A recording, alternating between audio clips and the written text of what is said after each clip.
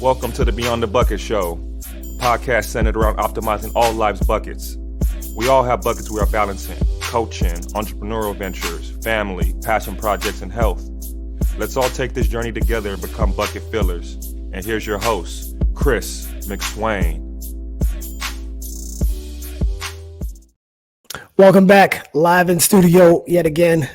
Ref Izzy Serrano. Welcome to the program, man. Happy to have you. So let's try that again. Izzy Serrano. Oh, Serrano. I said it incorrectly. Yeah. That's my bad. It's all good. Serrano. Serrano. Okay. I gotta roll my R's a little bit better, so I won't forget it again. But welcome to the program, man. Ref Izzy for everybody else. So yeah. So I usually like to start with a fun fact about yourself. We wrapped a little bit before we jumped on, but give a fun fact about yourself that most people that even know you might not even know. Yep. So I'm a part-time barber. Okay. I do it on the side. I've been cutting hair since I was like 14. Okay. I never really pursued it because I wasn't, the best student. Yep. I wasn't a book person. Yep. I'm more hands-on videos, just cutting my cousins, cutting my friends. There you go. I was cutting for $5 in high school. Love that. Yeah. The dude that I did it with, you scoot your mic up a little bit closer to you. Yeah. There you go. Yeah. Yeah, perfect. Yeah, so me and one of my friends started cutting hair in high school. He pursued it. He has a barbershop in San Jose.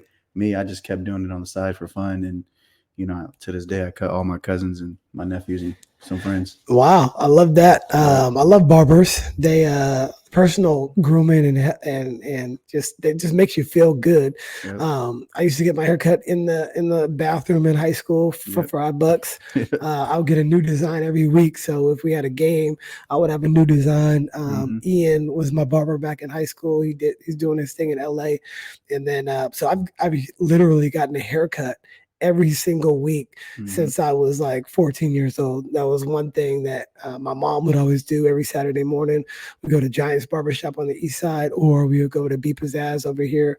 It was at Town and Country before that moved and all that. So yeah, a fun fact about how much haircuts cost nowadays. Bro? I know. A real barbershop, man. That's something like, if I would have pursued it, I know. Just do cutting hair for a living. Yep. Would have been cool, but it's hitting for about 80 a week, but they do they do it all, the edge up, I get a low fade, and they shave me and do all that stuff. So yeah, man. You cut your own hair? Cut my own hair. Okay. I use my mirrors, side mirrors. Yeah. Save me some money, but there are times where I get lazy. I still have a homie that cuts me on the south side of San Jose. Yeah. Monterey. There you go. It's always good to have that. Fun fact, tip your barber as well, too. It goes a long way. But why don't you give like a 3-minute backstory on you before we jump into everything? Right on, man. First of all, I appreciate you having me on here, man. Of course. I know you're a family guy. You're a busy guy, man. But, I grew up here in San Jose. Saratoga. I went to Prospect High School. Yep. Class of 09 with Coach Furlong. I was actually a football guy. Okay. Played football all my life. And baseball, I was never a basketball player, never really liked it until, the end of my junior year. My friends, actually throughout all high school, all my friends would play basketball. Yep. And I'd be like, nah, not for me. And then my junior year, one of my friends was like, just try it. And I was like, you're going to be a senior, right? Just try it. You never know. And I was like, nah, no way. But then I seen Furlong in the hallway. Yep. He knew I was on the football team and I was the running back. So I kind of had some speed. Yep. And he was like, hey, you're going to try out? And I was like, are you asking me or are you telling me or what? And he was like, well, it's up to you. Yeah. So I kind of felt like, oh, okay, maybe he wants me to come try it out. And so I just tried out. Yep. Played 1 year, senior year, 09 with Coach Furlong, who was still there. Yep. And that was my only year playing basketball. At our tournament a few weeks ago, Furlong was there. His kid is playing for that Tar Heel team. Playing with Tim Kennedy's kids. I think they might be the same age or same team or whatever. So I think he's going to Bellarmine. Is he going to Bellarmine? That's what he told me. Okay, so he's an 8th grader right now. Yep, about to be a freshman. Gotcha. So, okay, that's good. Yep. I mean, that means I'm getting old, and when the coaches' kids are getting to high school and stuff like that. So that's cool. So continue the story. Yeah, man. So I was just working, 2 jobs, trying to provide for my family, helping out. Yep. I never really was into basketball like that until like I had nothing to do, and so I would just go play at the parks with my friends, and right, we would play at Campbell Park all the time. Like every single day, Monday through Saturday, even sometimes on Sunday. We just go hoop. You know, I met good basketball, saw good basketball players there. Back in, 10, 15 years ago, Campbell Park was jumping. No, I know. Everybody was there all day long because they got the lights. That's only one of the rare parks that have lights. So you can play 10 o'clock, 10:30. So then there were some times where, the park got kind of like, it is what it is. So we started playing red ball. Right. So then me and my same friends, we would team up and create a team to start playing recreational. Yep. Probably like 14, 15, 16 time. Yep. And then so we kind of created a team at the Campbell Community Center. Okay. Yeah. So this funny story. I used to work there back in the day. Yeah. See? Yeah. So that's how I met Denzel. Denzel had his team in there. And so we would always kind of bang. His team was really good. I brought some hoopers, some people from Parks, some people from 24. You get the circle. This guy, we kind of click on the court. Yep. And so we just kept playing. My team was mixtape. His team was old and slow. They was always the champs. We was always trying to get him down, but he had a good team. Right. So then it's funny how I would always talk to the referees during pickup because pickup recreational. It's like we grown. I don't understand what really a foul is. Right. And so one of my games in the pickup league, I had a referee named John Green. No, John used to be the biggest signer. I don't know if he's still doing it or not. John Green, I'm pretty sure he is still doing it. Actually, he's got a major association. John Green. Yep. He pulled me aside and he was like, "Hey, young fella, you asking me some good questions. You like the way I'm responding to you?" And I was like, I guess I didn't really know. And I used to not. I didn't really hate referees at that time, but I was just like, "Hey, just let us play. We just here to play." Right. He told me, he was like, "Yeah, well, I'm the one who assigns all the referees. I'm the one that gets you guys these, real leagues. Yeah. I'm doing the assignments. How about you do this? How about you try it out for me one day? You can make a little cash to see how you like it." And I was like, "Nah, no way. I'm a player. I like to hoop." Yep. I'm not trying to wear the stripes. It's not for me. Yep. We had during the leagues, we would have like an 8-week season, 10-week season, whatever. He would talk to me from week 1 all the way up to playoffs. Wow. Even championships, when he would ref our championship games sometimes, and he would just keep telling me, "Come on, young fella, just try it. You never know." And so one day he sent me a personal text because I gave him my number because I was just like, we'll see. He texted me. He was like, "I really think you would really enjoy it." So I was like, "Okay, let me try it out." He had a clinic, a training 6-week clinic. I went for like the last 2 weeks before basketball season. Yep. And that's when I went there. Clinics are interesting because you don't know what to expect, right? Especially if you've never done it before. So then he kind of just was like showing me the ropes. I saw in his eyes how much he really truly cared about officiating, right? And I was like, man, this guy really he does it for a living. When I'm playing, I'm like, it's a referee. I don't know if he's doing it for a living, right? Or if he's how big of the association that he had at that time, right? Going to the clinic, I'm seeing he's running the business. He's got X amount of schools.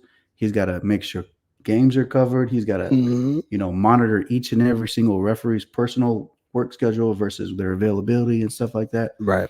So I'm like, man, this is a lot. Maybe I could try it out. I have time during the times that he's asking. I can run. I know what an out of bounds is. I kind of know the general basics of basketball. So yep. Those 2 weeks I tried it out. He gave me some games. I made a little extra money. One thing led to another. Something else led to another. And here I am today, 8 years in, loving officiating. There you go. Yeah, I love that. A lot of parallels actually, because I used to work at the city of Campbell. That was my summer job, like right after high school. Mm-hmm. And I used to do the leagues over there. That's where I really started coaching, second grade basketball with the lower hoops and all that. John Arugio is my mentor, and he kind of swooped a lot of us from Del Mar and brought us over there because his kids went to Del Mar too. And then, I would start reffing, and John would literally stand right behind me and like move my body into the right spot. And, I always remember this. He always used to talk about, positioning is the most important thing for an official.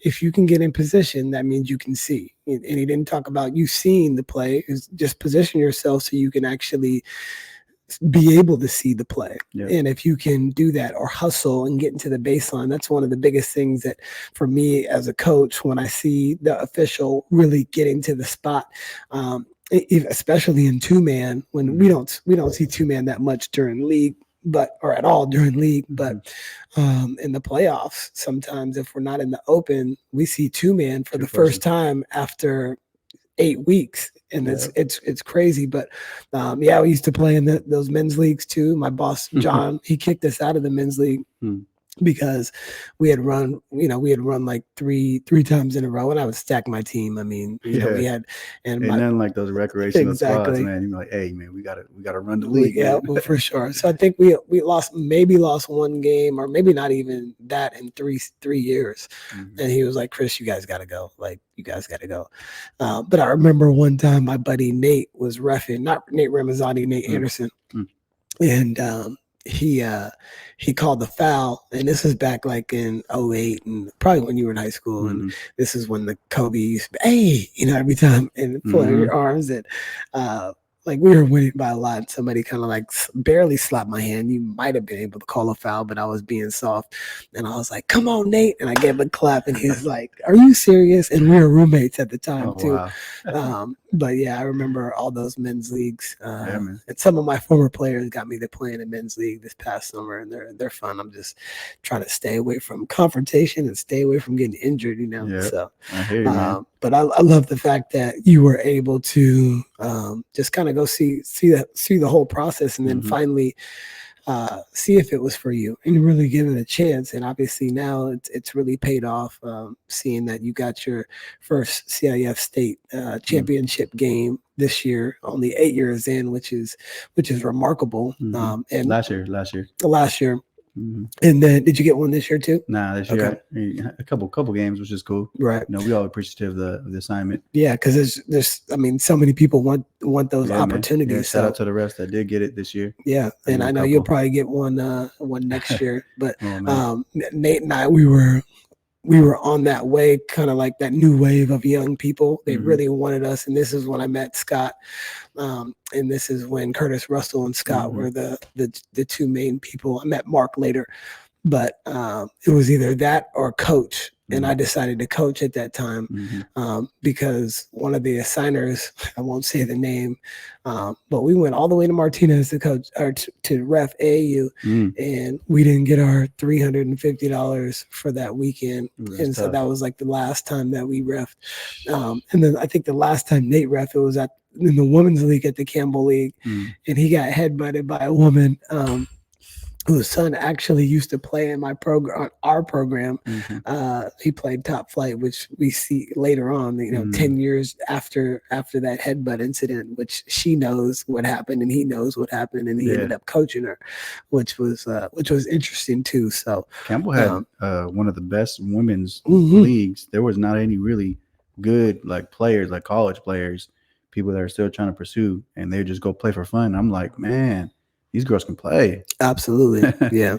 Did you ref Campbell leagues too? Yeah. So when I got on with John Green, my first year ever doing it was 2017, ever reffing. Oh, wow. Yeah. So 2017, he started me out doing the youth, probably like fifth, sixth grade. Yep. Recreational. And then when the school started, he kept me at that same level. 6th grade girls, 7th grade boys. I never touched 8th grade boys because it's my first year. So that's the thing about John Green. He took care of me. You know, all the signers really take care of their officials, and they monitor their levels and making sure they're with either a veteran official or the speed of the game that they're going to ref. They're going to be set up for success. So John Green took care of me. So that first year I was doing a lot of 7th grade, 6th grade girls. Yep. And so that's kind of how I started with that. You work your way up. He'll come watch you. The way it works in officiating is very similar to the way players are. The better players are going to play, right? But there also are the subs that have a big role, right? There's a journey. You got to understand, refereeing basketball, everyone thinks it's just like that, No way. It's literally like a journey where you got to start out, and it's like a baby. You got to learn how to crawl before you walk. You got to walk before you run. You got to kind of run before you start sprinting that 4.240. Right. And so once you trust that process as a player, how you trust in your process to get up, get your shots in. Very similar to officiating, make sure you're in the rule book, make sure you got a mentor. I've had really, really good mentors. I still have good mentors today. No doubt. So that's just part of the process of, moving up and stuff like that. Yeah. So tell me what it's like to be an official, because sometimes you don't get the behind the curtain access to Mm-hmm. what this, and that's why I really like these conversations that we have, so you can understand, like, I'm not just a crazy person on the sideline, and you're not just an official that like wants one team to win or the other. Like, you Mm-hmm. guys really don't care, but just pull us behind the curtain on what it actually what being an official really entails. Yeah. So being official, obviously, we referee basketball, right? So if you know the game, if you've played, if you got a passion for the game of basketball, it's already in your favor. Right. So you as a referee, yeah, I'm not 6'7", yeah, I'm not 6'8", yeah, I can't dunk, I'm not a crazy athletic player, but that don't got nothing to do with my IQ. I have really good basketball IQ because I kind of been around the game. Yep. If you know the game a little bit, it's a lot easier process. When it comes to a real game at the schools, it's black and white. Obviously we know the location, obviously we know who the partners are, but when you go into a basketball game, what kind of worked for me was I did my homework. Yep. I already studied the teams. I already know their records. I already know who their best players are. I know who they just lost to. I know the standings and the schedule or the division that they're playing in. Mm, So that's kind of what I do to kind of set me up for my games. right. I like that. Yeah, man. And so I already know who the captains are when I walk in the gym. I already know who the coaches are. I already know their personalities. I kind of know how to conversate with one coach versus this other coach might not take that conversation the same way. Right. So if you take care of those little things Mhm. before we tip off basketball, 70% of the game, 80% of the game might be already in your favor because you've already done the work. So that's just kind of what's been working out for me. And I got that from other higher level officials. I was like, man, that really makes sense. I'm going to just sit behind the table as a JV official or eighth grade official up and coming. I'm going to just watch the varsity game, Right. kind of see what they do, kind of. If you stand behind the table of a real game and you hear those conversations, you're like, wow, okay, so that's how you answer that question. And there's a lot going on Exactly. constantly, and it's fast. Yep. Fast paced, Mhm. and you have to be able to think on your feet. You obviously got to be able to call what you see, and I don't envy the position. Obviously, I did it, and I did it at high school and varsity, but I mean, it's tough because you guys, somebody's going to think that you're not calling it the right way. Mhm. Guaranteed, one side or the other.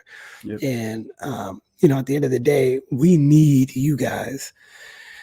The game needs you guys just as much as they need us as coaches, just as much as we need the person keeping the score. Like, it all works together. Mhm. And without this piece, and I really appreciate, and we've had officials on, and all the ones that come on here are taking the same approach. But for those that are not doing the same things as the top level guys, well, you're never going to be a top level anything. So my recommendation would be to listen to Izzy, listen to Mark, listen to Scott, listen to Paul, listen to these guys that have done it for a long time, that want to pass it on to the next and share the knowledge. And most of all, they're just a student of the game. So as much as you study any other industry, you have to study this industry just as much. And so I really appreciate that. Yeah, man, it's really good when you do the homework and you prepared. And obviously a big part of it is being a great communicator. I'm not saying I'm the best official. I'm not saying because I've gotten stuff from higher level guys with my mentors that told me if you communicated that play, if you communicated that foul to that coach, Yep. I'm not saying it would have worked out for you, but it probably would have been a lot easier moving on for your game. Because Right. there's a lot of times where you watch games and situations happen, stuff happens. Now we're like, okay, so if we go back and see what started that, where was the smoke before the flames? Right. If we would have took out that smoke with great communication, if you took care of that, it might be in your favor. Maybe we wouldn't have gotten to that X amount of points. How do you deal with a partner that may not have the same level of experience that you have, and dealing with that? Because a bad partner, or an inexperienced partner, I don't want to say bad, inexperienced partner could really mess up the whole energy of the building. Right. You could be in a tournament, and you just get paired with somebody that you might not know very well. How do you approach that, especially like if one, like an experienced coach will know exactly, and they know who to get on, and that's going to affect everything else. And then you can kind of see them sinking a little bit, and where they're standing is like, oh no, I don't want the coach to talk to me, and they're kind of, they're not switching the way they should and stuff like that. So what do you do in that situation? Yeah, so I'm gonna give you 2 points. I'm gonna lay it out 2 ways. Yeah, I'm gonna lay it out to the way that works for me, what I've done and what I've been trained to do, and I'm gonna lay it out to where I feel like the signers will kind of set up that situation with either a new guy or an experienced official. Sure. So for me personally, I treat that situation as if he's my little brother. If I got a little baby brother, 8-year-old kid, and someone was picking on him, naturally I'm gonna be like, nah, don't do that. No, we're not here for all that. Right. That's my little brother. None of that's gonna fly. So I'm gonna do that, but I'm gonna also understand I'm a basketball official for a high school game, right? That's gonna, when you have first quarter, we got to get to the four quarters. So this goes to being a great communicator, building confidence with every whistle my partner has. Hey, you got something? The first thing I want you to do, we're not going to hear anything on the outside noise. As soon as you blow your whistle, we're going to slow down. Right. We're going to make eye contact, right? Because if we make eye contact, I'll have a general idea of, if, okay, you have a foul or do we have a violation? Right. Because we understand something. Once we blow that whistle, we got the spotlight on us. And this is where communication can take care of. So that's what we can do in pre-games, which is what we're supposed to be at the schools, the game sites 30 minutes prior. Right. So once you do that, that gives us time to talk and speak and communicate on, if this happens in our game, this is how we're going to execute it. Because if we don't execute it this way, now we're going to get those smoke and we're going to get the flames. Right. So people that don't know the difference between a foul and a violation is really just a hand signal. So if there's two officials that are going to be calling something, we've got the lead and then we've got the trail. If, let's just say, there's a tie-up, one of the officials may have a foul, the other official may have a jump ball. So instead of one, with the fist calling the foul, you guys are gonna basically, if you both here, we're both gonna put our hand up, come and speak about it, and then what do you got, partner? I got a jump ball. No, I seen him hit his hand, and it's a illegal contact, obviously. And so then that's when they would come together and make that call before one person has a foul. Because if I see that, as a coach, I'm like, no, you had a foul. You had a foul. I seen your hand. You had it like this. And so that's one example of exactly how to get out of a situation that doesn't need to be, doesn't need the fire to ignite. We don't want no smoke. Right? Exactly. So I tell them in pregame, hey, we do that, it's going to bring nothing but smoke to our game. We're not here for all that. Right. So, we just got to be protectors of the game. We got to be an extra communicator, an extra confidence builder. I'm letting, hey, I love that call. Great call. I'm going to take care of the players. Let them know what you got at the table. Right. So that way he don't got to worry about all the extracurricular that's going on. I'm already be directing traffic for him. Right. Vice versa. If it's me that have a foul, I'm going to say, hey, I have a foul. I'm going to go ahead and report my foul. We're going to take the ball out right here. Right. Right. Nice and slow, nice and calm. And we're making that same eye contact. Hey, partner, I have a foul. Let's go ahead and line them up because we're shooting two. We got two coming, right? We got two coming. And then I'll go report, things like that. Slow down, be a great communicator, build confidence for your partners. That's kind of what I've always been done. That's what I've been trained to do. It's been working out for me, That's good. Yeah, I think communication in all areas is something that if you can do at a high level, there's no room for a lot of confusion. If you think about any of the discrepancies that you may have individually in relationships or friendships or work type of deals or even basketball, if you can't communicate effectively, if I come over and say, hey, what you got on that? And you start stuttering, then I already know that you're not really confident in whatever it is that you got. But if you say, coach, you hit him on the wrist and it was clear, you might not have seen it from your angle, but I had clear vision on where it was at. It's clear, it's concise, and we keep it moving within a few seconds. And then if I decide to say something else after that, well, you've already given me the respect. Now I'm not respecting you because you said that you made the call. And most of the time I'll be like, all right, you got it. Thank you. And a lot of times we might even know,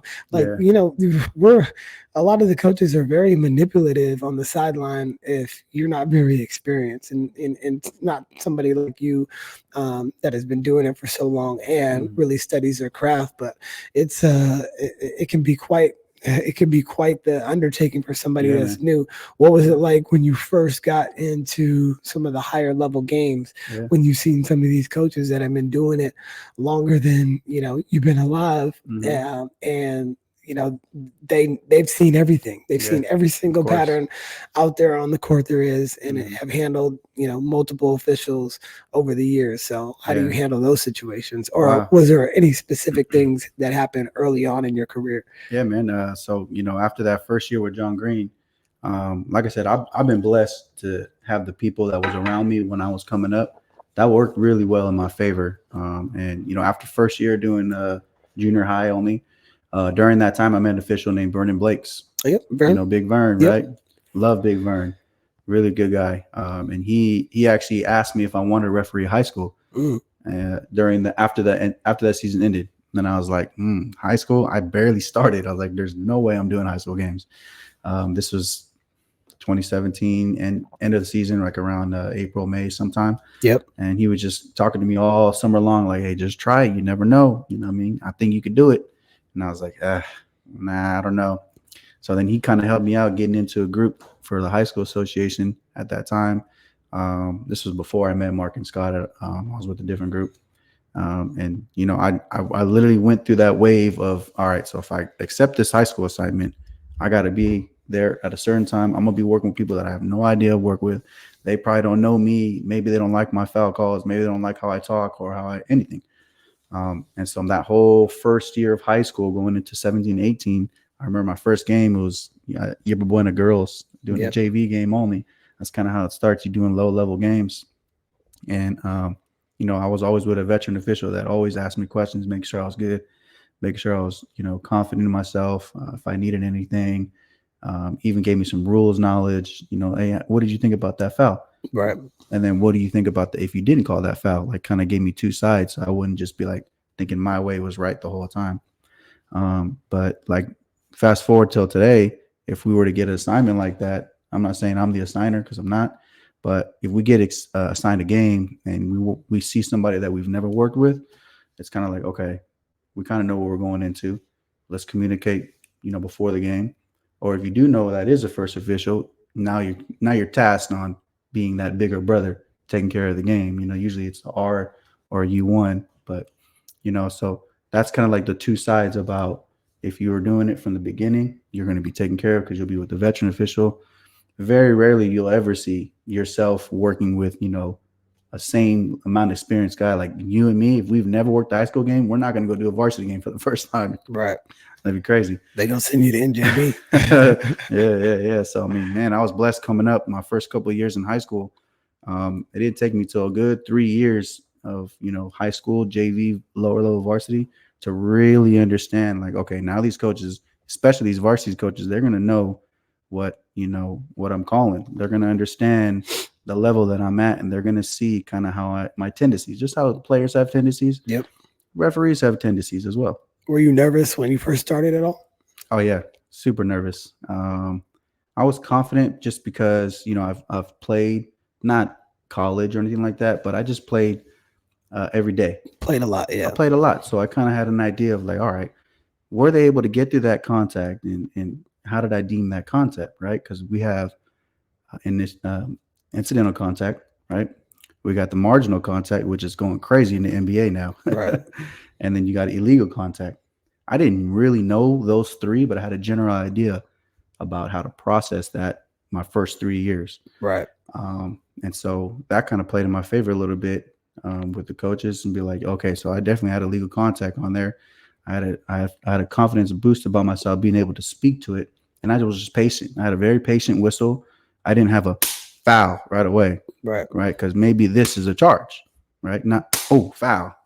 Kind of process it. 1001, 1002, and boom, whistle, charge or block. Yep. So that kind of helped me out. And I don't know how I got that. I just was just, I just processed it. And one of the things that I hate is us as coaches or fans talk about the late call. Mm-hmm. Okay. So was it the right call? That's the most important part. And even if it was a little bit late, it does take time to process those certain things. Yeah. And I heard one of the refs say this back in the day, and it was like, if you rob a bank today, are you still guilty tomorrow?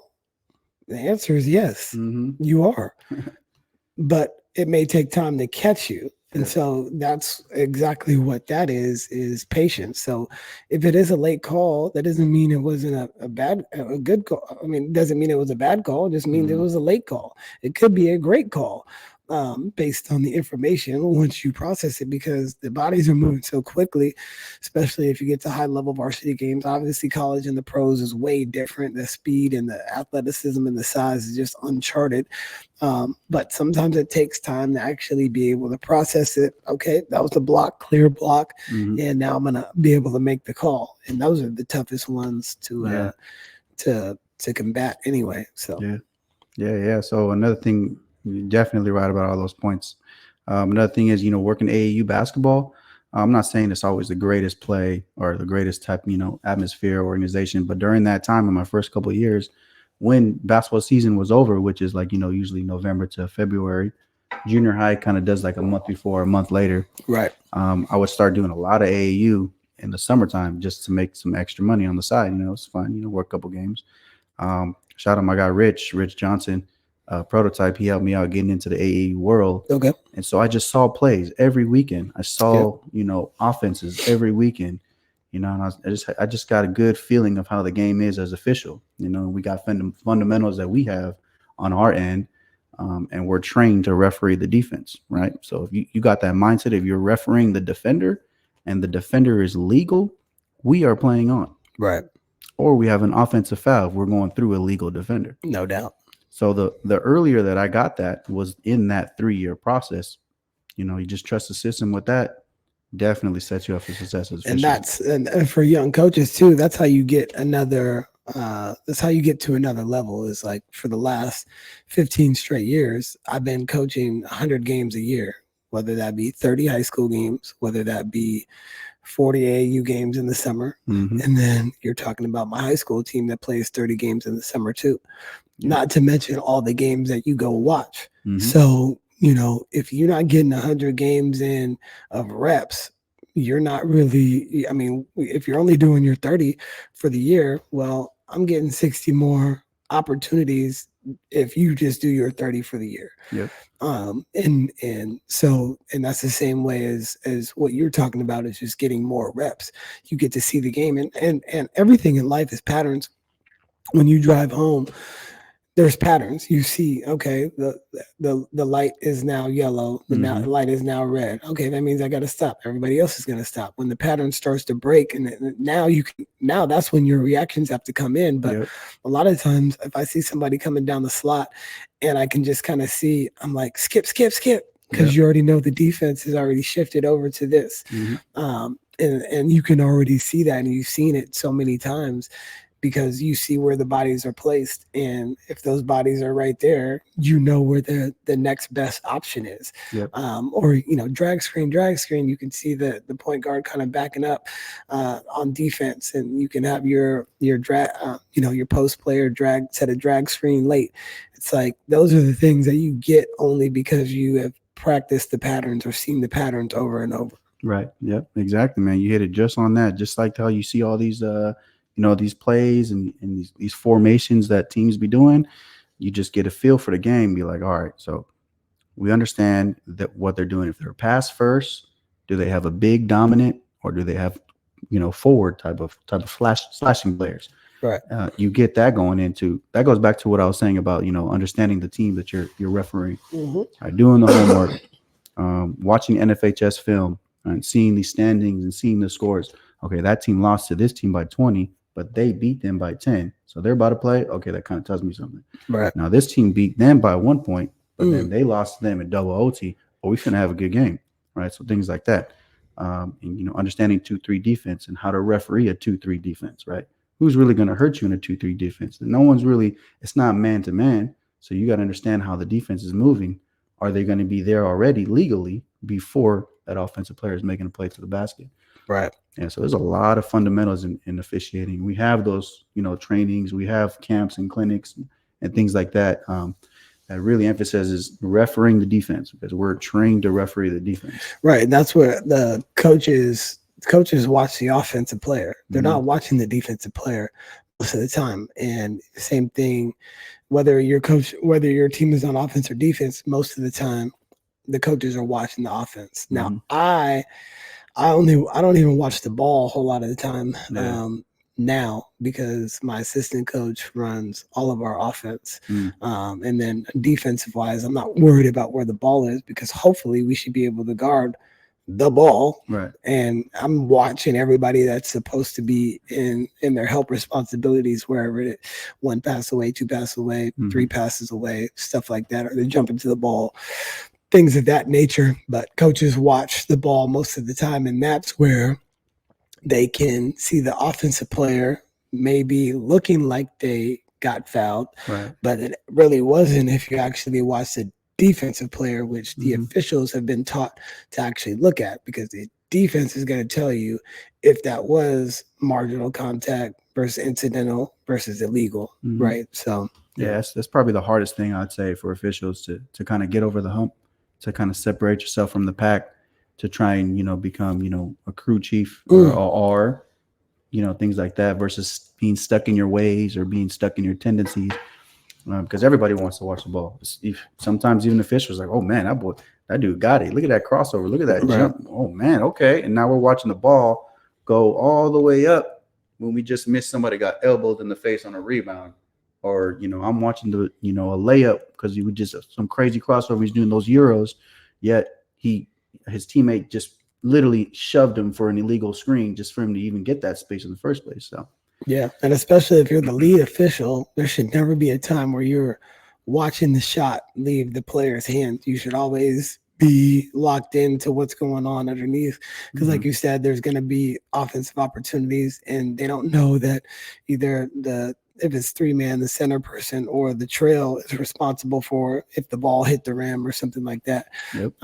And so people don't really, even coaches don't really know the rules a whole lot. Yeah. I get the rule book every year and I just go over it. I just read through it and try to make sure that, because that knowledge is good. It's good enough for a couple possessions each game for the people that don't know what's going on. Like when they changed the point of interruption spots to the 4 spots. To the 4 spots. Yep. Okay. Now there's not like 10 spots on the court. Well, we have to practice these baseline and sideline out of bounds a lot more, because that's where the ball is going to be. So, and it's only going to be at these 4 spots, 28-foot line and both baseline slots for those that don't know. And so that was an important rule. Also, I think we shot less free throws this year as a whole when they went to 5, because most times you don't want to give up 2 shots. And so teams were hardly ever in the bonus with us or against us this past year. Like I have to look at the final free throw numbers from this year to previous years, but that rule change was big. It felt like the games were quicker too. Oh yeah, man, because once that new quarter started, they went back to 0. I was like, okay. So we called 3 fouls in the first quarter, and they were hand checks. Let's see if the second quarter maybe they kind of get the idea. I'm not saying referees are, because it's kind of weird, because it's like some officials might let stuff go, some officials might not let stuff go. I can't speak for officials. I'm kind of a processor, understanding, possession consequence, things like that, right? Shot clock, game clock, awareness, everything like that. But once it goes to a new quarter and it goes back to 0, whatever we had in that first quarter is basically done, because it's a fresh foul count for both teams. So I'm going to ask you your pet peeve, but I'm going to give you mine with officials. And I don't know if I've said this before, but the biggest one is I don't think any official goes into the game saying, oh, I want to get on this coach or I want this team to win. Like I don't believe that at all. And same thing for coaches. I don't think coaches go into the game with the mindset of saying, I'm going to get on the officials today. Like I just don't think most people think that way. Now, that's just the way I think, but I don't think most people think that way. But my biggest pet peeve is, and I try not to say anything to the officials, and I know most of them now, but especially if I don't know them, and I've left them alone, and it's like almost the end of the first quarter, and I question one thing, and I ask a question. Oh, coach, no. And like I haven't said one thing to you all day, Right. and I say the first thing, and now I'm getting this, and that is one of my biggest pet peeves. Like, leave me alone if I'm not saying anything, or no, I get the thing out of the box. A lot of the coaches are out of the box, but if I'm coaching and I haven't said anything to you, like, don't push me back in the middle of it unless I'm really on the court for the play. Those are the type of things that I think can be done. Coach, I've been letting you go. Right. I wish you would, hey, coach, coach your team. I love what you're doing, but just try to maintain the box. Cool. Don't do it in the fact that, like, hey, coach, get back in your box. So those are probably my two pet peeves. If I'm not messing with you, don't mess with me. Yep. And if I am out of pocket, do it in a way where we can just defuse the situation cool, in a cool manner instead of, the other way. But what are your pet peeves with the coaches? I don't know if you want to elaborate on. That's what we're here for, man. Yeah. That's what we're here for. Talk about referee experience versus coach experience. I don't really have a lot of pet peeves. Just something that kind of comes to mind if if I'm reffing a certain way or kind of I understand how the game is going and I'm in front of, because first quarter or first half, right? Your team's on defense right in front of your bench, right? Yep. Second half, your team's on offense in front of your bench, right? Yep. So if I've passed on a few plays on your defensive end, and we come down on the other way, and now I'm refereeing your opponent's defense while you're on offense, and I'm not calling that similar action that I just passed on for your defense, and you're asking for it. That's tough. You know what I mean? Because, if it's not illegal for me, or if it's not, impactful or things like that, possession confidence, especially if I'm seeing this marginal contact. And then what's your rebuttal to the coach when they try to ask for that? Yeah. So sometimes I'll just be like, coach, I just passed on that play multiple times for your defender, which I know you wouldn't want to have 2 fouls, 3 fouls. So we got that similar action down there. No. He just got hit. There's no way that's the same. We just had the same play. Okay, coach, I hear where you're coming from.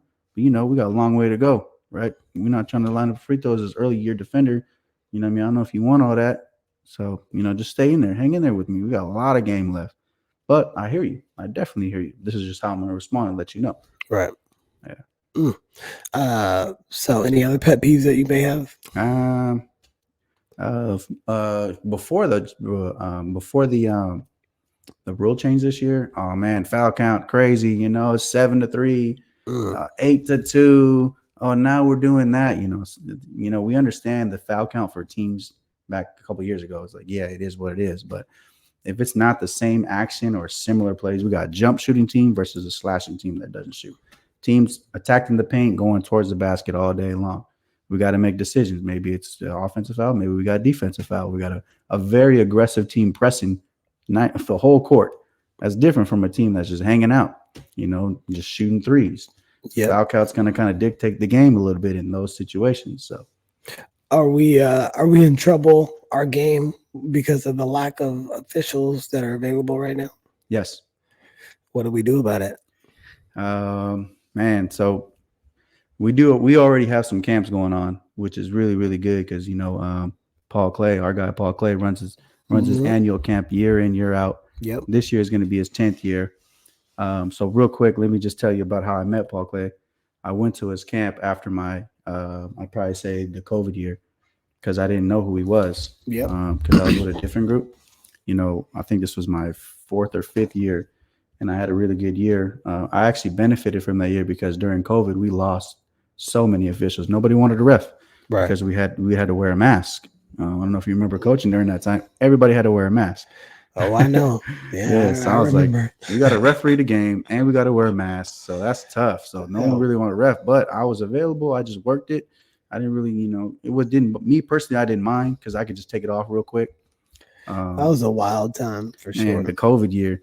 Talk about the COVID year real quick. We'll get to your point about why we don't have officials, because that's the main reason why I'm here to kind of, explain what we can do to improve that. But let's talk about the COVID year real quick, if you don't mind. Yeah. So this was 2019, just ended.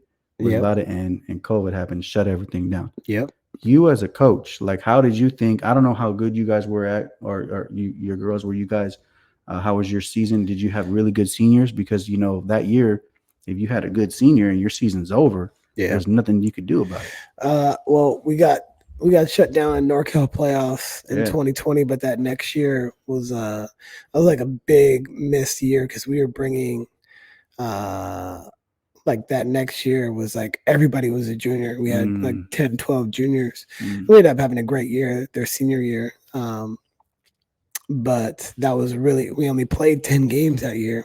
So, there was no hierarchy when it came to any like senior leadership. We really needed that year.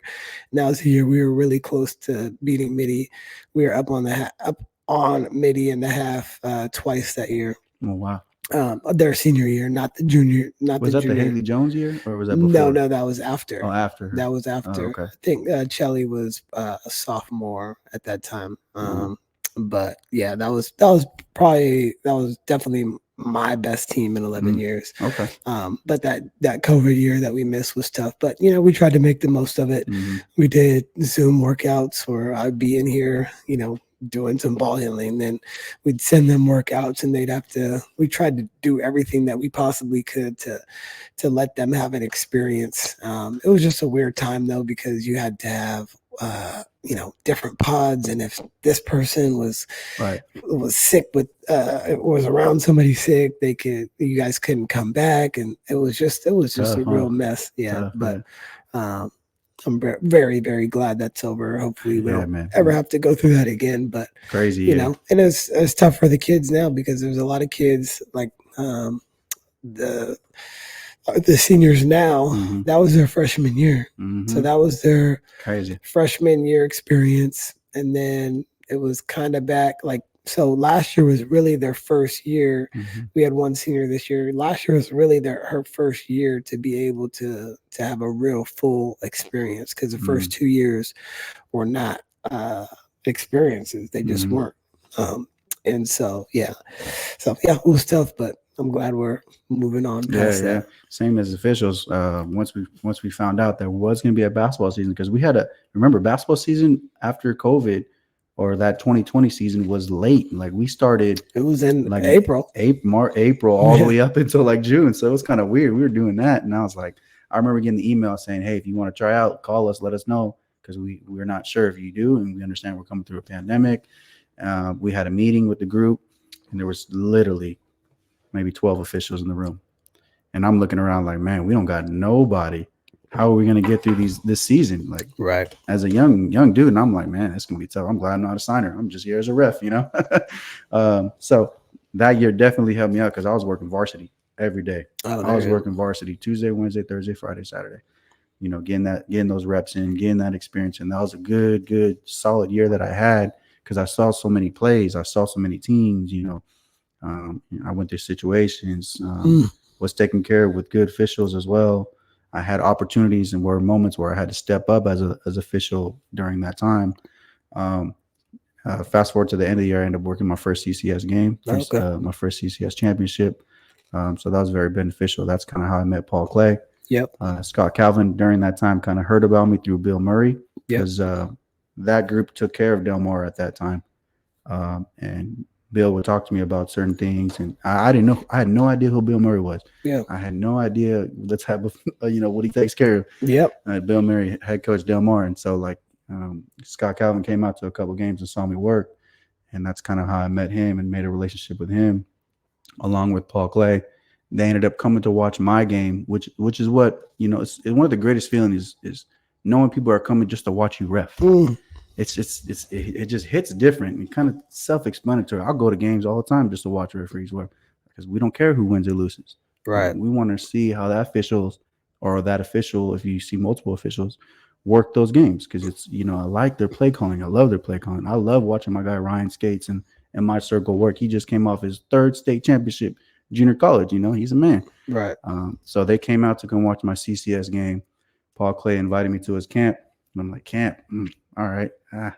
And I have to pay. Oosh. And it's a weekend. I can go make AAU money. Best thing I ever did was go to that camp, understand that there's fundamentals. going in there eager to learn like a sponge. And little did I know, college assigned be at the camps. And so I'm like, man, I came to Paul Clay camp just to work, see if I can get better, understanding that I got so much more room to grow. Right. I shook hands with the college assigner, got my first college contract from Paul Clay's camp, and it's just, a door opening. And then on after that, I just kept working year in, year out, treat every game like it's my last. That's awesome. Yeah. I mean, shout out to Paul. He does a really Paul good Clay. job. I was honored to speak at his clinic last year, which Mhm. was fantastic, and just the way that they put everything on and just made it about the learning and getting better. And that was a real growth opportunity for all the officials, but even as a coach, just being around and listening to the officials talk or them asking questions on the side, was very, very valuable information just being around that. So yeah, I'm very thankful for Paul, and I know that all the officials that go to his events are getting something from it, And so I think I'll be speaking this year at his, but you got one coming up too. So why don't you talk about that? Yeah, man. So we in San Jose as San Jose officials, we don't really have anything in San Jose area. And I'm at this point in my career, I know a lot of officials. A lot of officials know me. Me and my good friend Levon, who I met at Paul Clay's camp, who kind of been mentoring me from that moment on. We're doing a clinic, not so much a camp, because a lot of times you have to pay for camps to go out and get that game and get that information. We're still charging $65, but it's a clinic to where you can work 4 days. You're going to come in, even if it's for people that's never even stepped on the basketball court as officials. Maybe you're just a player. Maybe you're just someone who just graduated high school and, you want to make some extra money. Or if you're an official who's kind of just hanging out and just, want to get a little better, hear something different from a non-assigner's perspective, just from officials, like we're brothers. We can come talk. We can come hang out. And, we're going to go out there and just work some games. Can the parents sign up to work this? Anybody can sign up. Anybody can sign up for this clinic. It's going to be, it's going to be a lot of fun. It'll be at Wilcox High School. Yep. We got JV games. We got and varsity games. Second week in June. It's June 17th. Okay. Yep. June 17th to the 20th. It's 4 days, Monday through Thursday. I'm going to have 100 whistles, getting ready to hand them out because everybody, it's funny because when you go to these games, right, you hear these people saying travel, right, foul, this and that. Okay. No one's going to understand how that really is until you step foot on the basketball court. Yep. As soon as you step foot on the basketball court and you understand you got 10 kids in front of you running full speed and you have to make decisions, that's where you kind of understand. Right. But it's not impossible. It's very beneficial. Refereeing basketball is very, very beneficial because I've gained so much more brothers during my time that I'm super grateful about and mentors that I can call Nate, I can call Ryan, I can call Levon, I can call Scott, I can call Mark. They give me advice or they help me out if I need to move or things like that. Yep. That's the beneficial part about it. You gain a family that you never had. No doubt. It's I mean, basketball in general is about relationships. And so, the things that the people that you played with in high school, the people that you played with in your men's leagues, the people that you've met because of this game of basketball. We met because of basketball. You met Denzel because of basketball. You met all these people because of basketball. And that's why I like this. It's great. I can literally do this for hours, which I do this for hours, but just having different people come in, share their perspective, you would never know where somebody comes from until you actually get their story. Yep. From not even playing for the first 3 years of your high school career to being, one of the best officials here in the area. I think that says a lot. And it's not like you just jumped in there, as you mentioned. Like it was a long process to get to where you got, and you have so much higher to go. And I'm very proud that you are now doing something. You see a need in San Jose, and I like the fact that all you guys still support each other. It's not because Paul's going to run his up in the peninsula doesn't mean that you can't go support that. Right. And I saw Vern there, I seen Mark there, I seen Scott there. Yeah. And that has nothing to do with their quote unquote association, Yeah. but because they're all officials and they're in this band of brothers and sisters that have chosen to be around this game. Because Right. without y'all, we'd be in real trouble. And I think we need to do a better job of letting you guys know how important you guys are to the game, how important you guys are to us, Right. because we don't have a game without it. And it's so hard to be an official. I commend you and everybody else that really gives their all to this game, because man, if we don't have the officials, y'all, we don't have basketball. Yeah. And you don't want to see some of these officials that have never done it or been around the game, and all you guys care about it. So that's beautiful. Tell everybody how they can sign up. Yeah, sure. Definitely. I have a flyer that I put out on Instagram and Facebook. It's got my cell phone number on there. You can just text me, and then I'll put you on the list of coming to, the clinic. It's going to be a lot of fun. We're going to go out there and learn. It's just something that I wish I kind of had when I was coming up, putting myself in that shoes. It felt I've never tried to referee before. Like, how can I do it? Goes back to John Green's clinic. Like, John Green did something like that for me. If I had that niche, I have friends that still ask me today, like, hey, how do you still referee? Like, you really refereeing? I was like, yeah, man, you really reffing. I love it. You love it. There's a lot of referees that really ref for the passion and the love of the game. Where do you want to go with this refereeing? You want to continue to climb the ladder of college? You want to run, run the race here as some of the older officials start to age out, because you can only do it for so long. Right.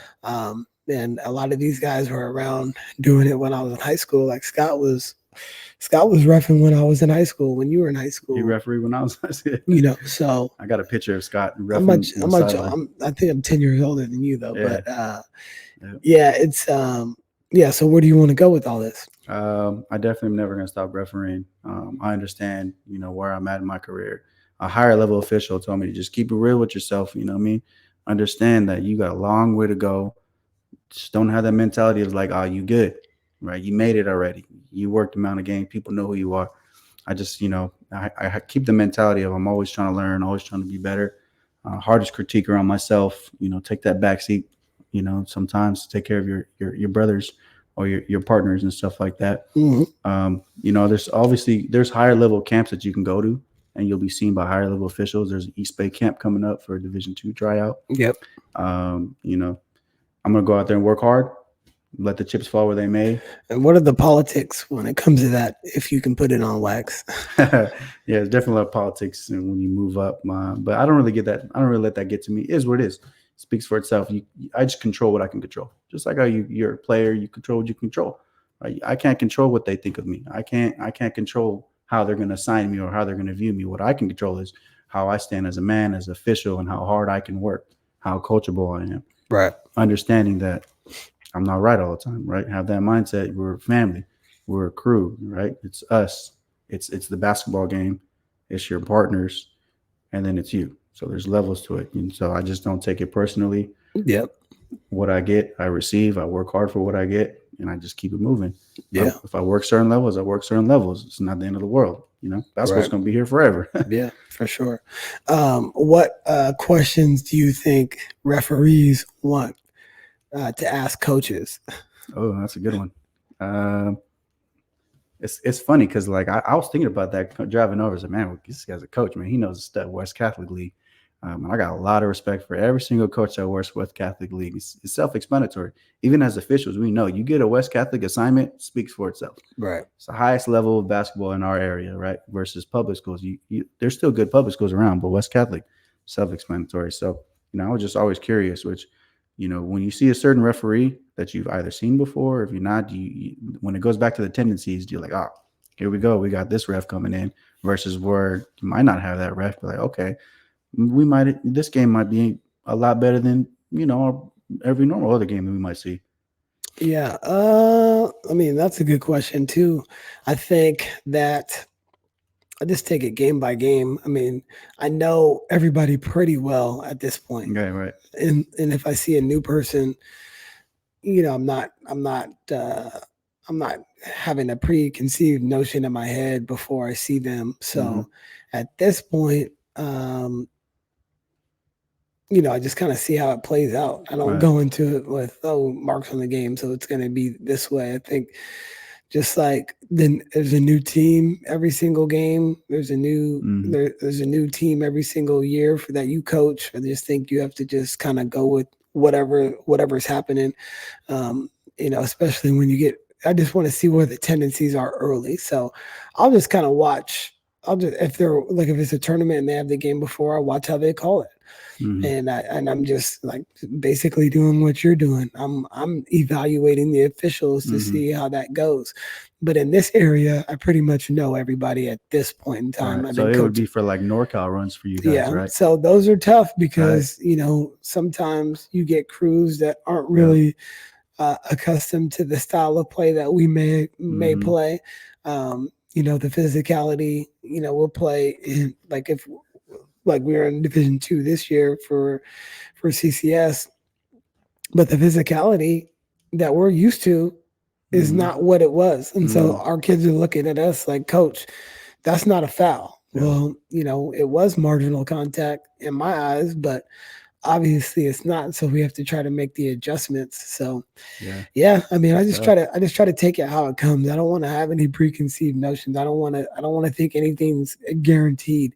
Like this is, even if we've had issues in the past, which I've had, I think we've all had. I'm sure a lot of officials probably can't stand me just because of, something that I may have said, but understand that if there's any official out there that is listening, it's only between the lines. And just because I'm competitive as they come, and just like all the coaches in our league are super, super competitive, it ain't nothing personal. We're just literally trying to win the game. And if we say something in the confines of basketball, I usually like to shake their hands at the end, regardless of whatever the outcome is. Right. Previously, I would take that stuff with me, but at the end of the day, who cares? It don't matter. Like if you make a bad call, it is what it is. It's your one call, doesn't affect the game. We make a ton of bad calls as coaches. We make a ton of bad substitution decisions, timeouts when we should have called or shouldn't have called them. So you just got to take it day by day, enjoy it. Like this is supposed to be fun. And sometimes I lose myself in it, but man, it's basketball. There's nothing I like better than being an elite game on a Friday night. Nothing better than that. You might be able to say the same thing as being an official. So yeah, man, it's all about passion for the game, doing the homework, doing the extra stuff, understanding the team that you're officiating, especially if it's a team you've never seen. I'm already watching the game the night before, two nights before, especially come NorCal time. I was gonna speak on kind of how officials start out versus once they're in there, and kind of how the associations work. Yeah. So it doesn't matter what area you're in. Right? Yep. Every area in Northern California is covered by an association. Whatever association that you do end up working for, they're going to know the level you're at. They're going to see the X amount of games you are. And usually the home team for those schools assignments will get assigned those officials. So that's the season. And then CCS, depending on the higher seed of the school, will have the officials for the playoffs before the championships. Right. And then when you get to championship games, this is where you kind of got to understand, have I seen these teams before or not? Right. If I've not seen those teams before, and I've been selected as I've been selected as an alternate official, or if I've been selected as a neutral official, right? Depending on how good you are, how hard you work, you either get selected as an official for CCS championship, or you'll get selected as a neutral official working for a different area. So you might have to go to Santa Cruz, you might have to go up north by the peninsula, or you work in San Jose in a different area. And if you see that you have a game assignment for a team you've never seen before, we got an FHS, we got YouTube, we got Max Preps. We could do all that homework before we can watch film on how those coaches are reacting to the way the officials are calling the game. Yep. And then when it comes to after CCS, now we have the NorCal tournament. And the NorCal tournament is very different because we're not allowed to work the schools that we've already done throughout the season. So that means us officials, we got to travel. Me, Mark, and Nate, we went up to Fresno to do Clovis North in the CCS Open. So like, all right, we don't really know these teams. These coaches don't know us, but we can watch the film.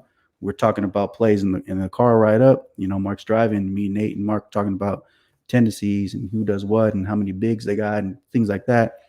But that kind of goes to where like you don't know what to expect as officials, because during that NorCal run, we're not doing our local. We got to travel on the road. Right. And the style of play is different. And then the same thing with the officials. Like, you don't want to go in there and not really know how they are. So you kind of have to see how they act. It's basically like, if you meet somebody new, you want to just kind of feel them out. I'm not going to give you like an opinion of somebody if I don't even know you. And I gotta see who you are. I gotta feel your energy, and then I can go from there. Mm-hmm. But usually, if they know what they're doing, you can kind of tell early. Yeah. It's hard to, especially an experienced coach. You can't fake it with us. Right. You either know or you don't. Mm-hmm. And if you're getting a NorCal game, you most likely know. Right. But knowing the rule book, knowing knowing when you can talk to a coach or not, I think those are all important things. And but I just take it day by day now. Yeah, that goes to your trying to help out the number of officials we have during the off season is probably the best time to want to ref, because that's before the real season starts of the schools. You can come to the clinic, you can come talk to us. We'll be that ear on the sideline that you don't have during a real game. We can tell you, all right, this is what we got to look for. All right, this is how we got to stand. This is how we got to move. All right, this is illegal contact. That's probably marginal contact. Incidental, let it go. In your ear while it's happening during those clinics, right? Paul Clays has evaluators helping out on the court. We're talking before the game. We're talking at the end of a timeout. We're talking at halftime, and then we have a post game. We're just giving feedback on how we can improve the craft, or play scenarios. And even at clinic, like at my clinic, we're going to be right behind the table as a group while certain officials are working on the court. Yep. And we're just going to talk, be like, you see that? See that? What happened? What did you think happened? Okay, let me hear what you're saying so I can get your thought process. All right, so okay, I understand where you're at. Try this. Let's try that. Think about this way, And nobody wants to be wrong or be criticized. And so that can also play, like, if you're an official, my advice would be is to just have like if you were posting something and you didn't want negative comments to read them, post it and get away from it. Don't look. Right. Like, Joe Rogan talks about posting and ghosting. He posts something, he doesn't look at any of the comments, because those can seep into your head. Even if you're one of the strongest individuals mentally, that gets in your head. You can't worry about what the coaches are saying. You can't worry about what the players are saying. You can't worry about what the fans are saying. You really have to have like a next play mentality that all basketball coaches use. We don't care if you turn it over. Don't turn it over the next time. Like, we have to move on. We can't get back from that. And that would be something that I would tell the officials, is have a next play mentality. Yep. Move on. Because most of the time, I've already forgotten about whatever it is that I asked you. Yeah. And sometimes if you want to get sensitive, you might hold on to that until the next time I ask you something. Now you might bark at me when I haven't even thought about that anymore. But I've been trying to, I've gotten way better. I think as you get older, you get way better.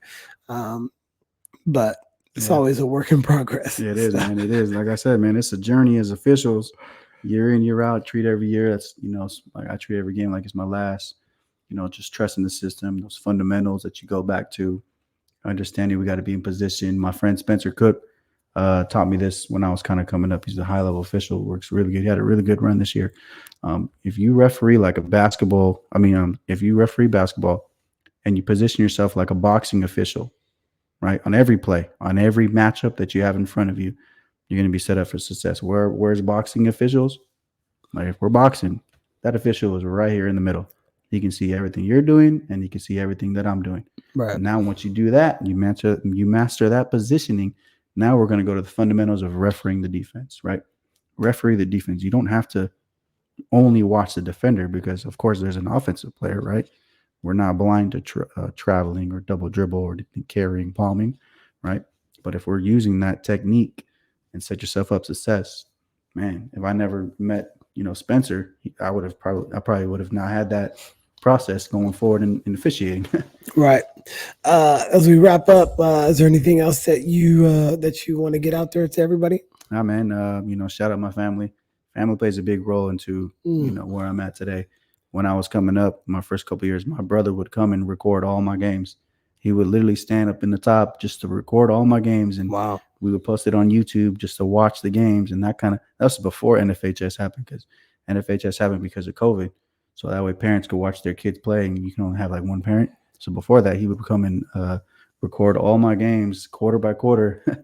So shout out my brother for doing that, because that helped me out. Fast forward to today, it's nothing like film. Yeah. Yes. Who was the one that was with you at the Bellarmine game, like a behind the scenes type of deal?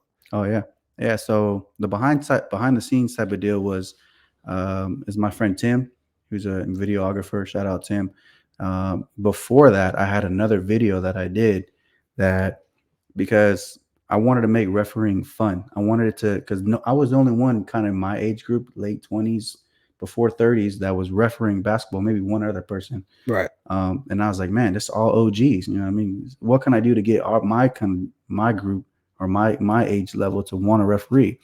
So I reached out to a videographer and I asked him to come do like a little video mic'd up clip. That was this year or last year? Nah, this was I remember that because I brought my kids to the game. This was 20 this was the COVID year, 2020. Was it? Yeah, this is the one at Bellarmine. I know I did one at Bellarmine. Okay. But before that one, I did another one at Evergreen High School. It's funny because that video actually went viral on Instagram. Oh, did it? And it actually made Baller's life.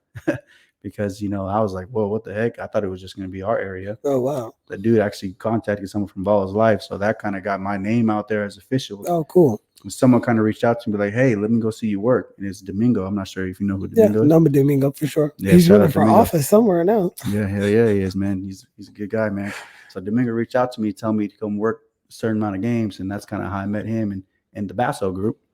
And so ever since that day, I've always made videos to, show how it is on our end. I'll make a video to be mic'd up during the games so they can see kind of how it is, especially if you're watching at home and you're watching the video, you'd be like, wow, okay, this is kind of what goes on as a ref. It seems kind of fun. And that's why I made these videos, to try and see or let other people see how it is as a ref. Like we're really not bad people. I got a real job. I got a real family that takes care of me, Right. I got to go home after this game. It's not life or death for me. And I'm not a police officer, Right. So that's kind of how I've been doing it. I still want to do videos like that just so I can grow our community, make it fun. I like that. Yeah, people, it is not life or death. Yes. Y'all might think of this AAU game or this high school game is at the end of the day, can we all go home safely to our families? Mm-hmm. Do we all get here safe? Can we all leave here safe? That's all we want at the end of the day. So anything else? Where can everybody follow you? Yeah, Instagram, man. Officially Izzy. I got that clinic coming up in June, which is, I'm already have 6 people signed up. I was happy even if I got one person signed up, because that already told me everything I know. I'm just trying to do as much as I can to retain the officials, to encourage the officials that's been doing it, to be that, that brother, because I'm never better than anybody. I'm just trying to encourage the guys that we got, and, put platforms out there to set us up for success. Let's all have fun. Yep. Get better as a person, get better as a man. And we all love it. We all do it for a reason. Yep. So that's why we're on it. I remember in 2010, we had our first kids camp. We had 19 kids at the camp, and we were like juiced to have that. And now we have hundreds of kids in our club basketball program, and going on 15 years. So this is going to be the start of something great, and excited to see where your journey takes you. Man, the kids, it's the future, man. I got a 5-year-old that comes to the games, comes to the locker room, and I just see the excitement in his eyes when he's around sports. And shout out my fiance who takes care of me. He's my rock, because we all have those loved ones where they have to sacrifice just as much as a coach, just as much as officials. If we have that in our back pocket, it's nothing but love, because it's just amazing to have that support system. So shout out my fiance as well. Well, this is Izzy, Ref Izzy. Make sure you follow him on all social media platforms. Pull up to the upcoming clinic here in June, and we'll post everything in the show notes. This is the outro. Thank you for listening to the Beyond the Buckets podcast. Please remember to subscribe, rate, and share the show with your friends. And until next time, take care.